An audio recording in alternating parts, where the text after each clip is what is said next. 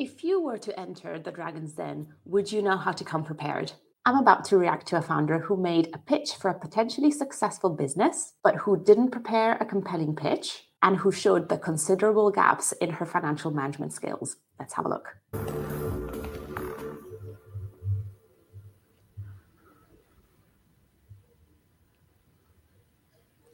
Start talking. Say something. Do I start talking? Yep. Oh, That's a good idea. That would be a good idea. my name's Bea, and I'm looking for £85,000 for 10% of my company. So 10% of her company for £85,000 means that her company was valued at £850,000. What we do is hair extensions. So we're going to do a bit of a demo now. So right off the bat, I would have prepared a better pitch. She hasn't said anything about the product. She seems quite insecure. I mean, of course, she's being recorded to be on TV. Of course, it's going to be nerve-wracking. But the first few seconds of a pitch are perhaps the most important. Storytelling is really, really important when you're trying to engage investors or anybody who might have a stake in your company. Tell them about your product, tell them about who you are, and tell them about the story that brought you to create the product that you're offering. At the moment, this pitch doesn't sound very compelling to me. We've got Style first established in 2008. I don't know if you've watched the show The Apprentice. I saw a bit of that, and I saw that they went into shopping centres and trial marketed their products. So I thought it would be a good idea to do that, and it took off very well. If you have any questions, please ask. So we still don't know much about the product other than it's an extension for your hair. We don't know what's different compared to other hair extension services out there. We don't know why it's successful. We don't know why the market needs this kind of product. She just said, yeah, I tried this out in a few shopping centers and then it was successful. We know nothing about the profitability. We still don't know why we should invest in her and in the service. Is there anybody else doing this? Generally, people were gluing them in, and it was taking 5 to 6 hours to have your hair extensions done. With the method that we use, we do a full head in within an hour. This should have been at the very start of her pitch. This is the thing that apparently makes her different from all the other competitors out there. I've never put in extensions, so I don't know what the pain points are, but what she said about saving hours of your time is definitely something that was worth mentioning at the beginning of the pitch rather than as a response to one of the Dragon's questions. Hair extensions were almost like for the rich and the famous, and the vision I had was, let's bring it into the department stores. Again, this should have been said at the beginning. Her vision needed to be at the very front of her pitch. She saw the rich and famous getting hair extensions, and she thought, why not make it accessible and bring it to normal people? That is a brilliant idea. She should have worked a little bit harder on preparing her pitch in a way that was compelling and putting all of this like inspiring and actually helpful information at the very forefront of the pitch rather than just mentioning it later on. So which one's been open the longest? My original one that I opened. Tell me what the turnover was in the last year. So let's talk about the word turnover. Turnover in business can mean many different things. You can have inventory turnover, you can have staff turnover, but in general, in these settings, when someone asks you about the company's turnover, they normally mean sales turnover. So that means the amount of sales income that you have generated over a period of time. So when a Dragon asks, what's the company turnover? What they mean is, how much income has the company generated in the current or in the previous financial year? The turnover on that was 365,000. Then I went on to open House of Fraser. That one took 123,000 with 26,000 profit. And my one that I've opened most recently in Trafford Centre, Selfridges, it took 240,000. So clearly her business is able to generate quite a bit of income. However, please note that income in of itself means nothing. You can have like millions and millions in income, but you really don't know whether that company is successful if you don't know what the costs are and what the profitability is. So if I were pitching to a Dragon, I wouldn't only mention the income, but as she just said, I would also mention the profit. So how much is left after you sell your product, but also after you pay all of your costs. Manchester turned over 240,000. What was the profit for there? Oh, I don't know offhand. This is something that you have to know top of head.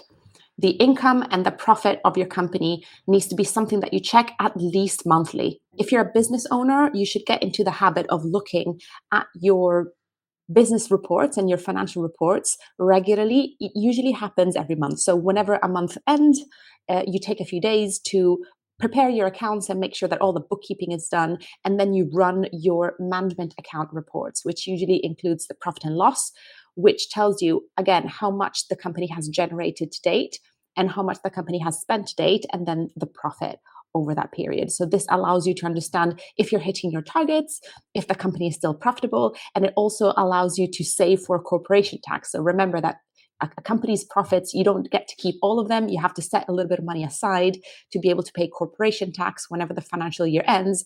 And then anything that is left after that, then you can distribute to the shareholders.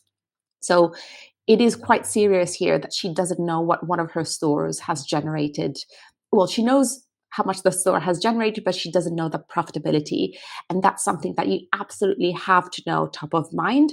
And that's definitely something that you should come prepared for if you go into this room with these dragons. What's your staff costs at Lakeside? Staff costs at Lakeside.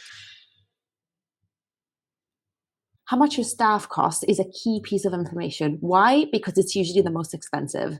If you look at any company's organizational costs, how much you pay your staff, may that be in direct costs or may that be in salaries, are usually the chunkiest bits of the expenditure, because people cost money, rightfully so. It's fine not to remember this number like exactly, but you should have a ballpark figure in your head of how much your staff is costing you. Okay. You make what kind of margin gross? Okay, so gross margin is what's left of the sales of a product after you deduct how much it cost you to make that product. And then once you deduct your overheads from the gross margin, you have your net profit margin. The margin gross is, I think, about 75%. She doesn't look very convinced. She doesn't look like she's prepared this.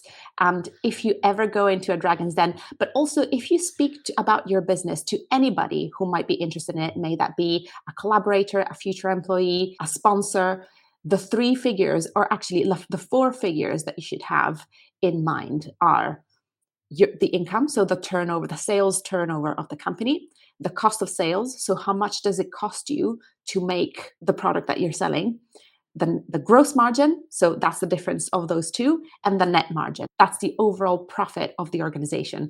The gross margin tells you the profitability of your offer, and the net margin tells you the profitability of the company as a whole. It is disappointing that this is something that this person hasn't prepared. Let's just forget the numbers for a second, okay? Tell me about you. Yeah, exactly. So when you're looking for investment, you have to keep in mind that the people investing are not just investing in the business or in the product, but they're also investing in you, the founder, the person that has the company in their hands that's going to bring it to success. And so you have to make yourself well known to these people. You have to make sure that they like you and that they trust you and that you are a person worth investing in. I built myself up from the ground. Take a deep breath. Yeah. Take your time. I basically started off on a market stall, and I found whatever I sold. I really want people to see my vision, and I've worked very, very hard for what I have. You see, this is a lovely story. It's a shame that it doesn't look like she has a lot of control over how she's telling it. Clearly, this lady knows how to make a sale. Clearly, this lady is incredibly smart. Clearly, this lady knows how to find customers. What it looks like she's lacking is just a sense of self-worth and confidence. And it's not easy to find. Like, guys, starting and running a business is incredibly hard. There's so many challenges and there's so many hoops to jump into. I wish that she had worked on the storytelling in terms of describing who she is and gaining that control over her own story that she seems to be lacking. But guys, this isn't easy. Like, talking about yourself to a bunch of people that have years and years of experience over you, that have basically your future in their hands, is not easy. She could have done with a pitch coach, I think they're called. So there's specific people that help you put together and prepare a compelling pitch when you're raising investment. Sometimes people can just instinctively make money. The trouble is, turnover is a good start, but it doesn't mean anything until it drops through to profit. I told you guys. So, what's your balance sheet? Okay, so the balance sheet is the less known report of a business. I think everybody knows what the profit and loss is. Income less expenses equals profit. That's what most of you probably have already likely seen if you have worked in a business or on a business. The balance sheet is a little bit more abstract. So the balance sheet is a report that shows you at a specific time everything that the company owns, so the assets, and everything that the company owes to other people, which are the liabilities. And the difference between the two is called equity or reserves. Do you know how much stock is going into each store? No, I just Do basically. you know how much wages is going into each store? No, I don't, to be honest. So yeah, this is where financial management training is absolutely key. She clearly has so many skills and so many like marketing and sales skills, but you also have to level up your financial skills because this is the kind of information that can make or break a collaboration, an investment, or a sponsorship or whatever. People want to know the value of your business and they want to know the profitability of your business and they want to know the financial position of your business. If you want to know a little bit more about what a balance sheet can tell you about your business, just let me know in the comments so I can create a video about it in the future. B, Yeah, sorry. you're not managing the business, are you? You have started something and you feel like you're accidentally made some money out of it.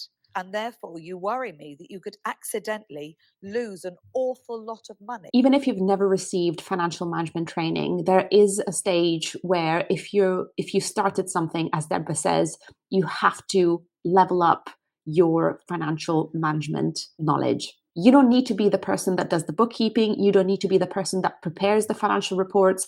But once you do have the financial reports, it is absolutely key that you're able not only to read them and understand them and interpret them, but also you need to be able to make decisions based on those financial reports because those are the DNA of your business.